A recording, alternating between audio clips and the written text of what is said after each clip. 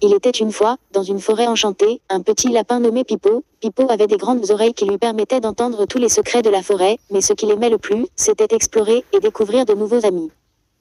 Un jour, en sautant joyeusement dans les fleurs, Pipo entendit un léger sanglot, curieux.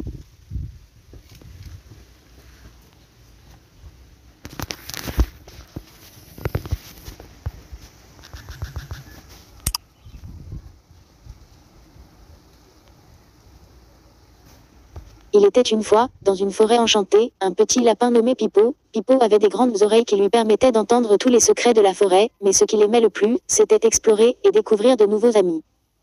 Un jour, en sautant joyeusement dans les fleurs, Pipo entendit un léger sanglot. Curieux, il suivit le bruit et découvrit une petite tortue nommée Tilly, qui était coincée sous une grosse feuille.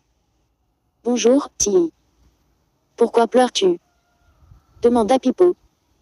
« Oh, Pipo, je ne peux pas sortir d'ici, cette feuille est trop lourde pour moi, » répondit la tortue en reniflant.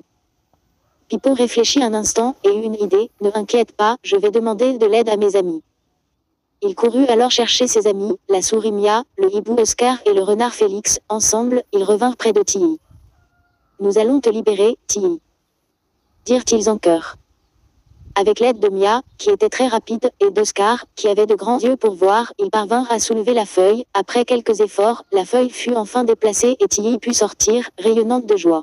« Merci beaucoup, mes amis » s'exclama Tilly, « vous êtes les meilleurs. » Pour célébrer leur amitié, Pipo proposa d'organiser un pique-nique sous le grand chêne. Ils apportèrent des carottes, des fruits frais et même un peu de miel. Tout en dégustant leur festin, ils riaient et partageaient des histoires jusqu'à ce que le soleil se couche.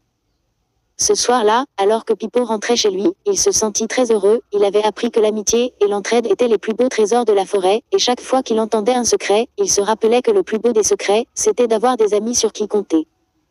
Et c'est ainsi que Pipo le petit lapin, la tortue Tilly, la souris Mia, l'hibou Oscar et le renard Félix restèrent les meilleurs amis du monde. La morale de l'histoire est que, ensemble, on peut surmonter tous les obstacles et que l'amitié est un cadeau précieux. Bonne nuit, petit E. Fais de beaux rêves d'aventure en forêt. Croissant de lune étincelle.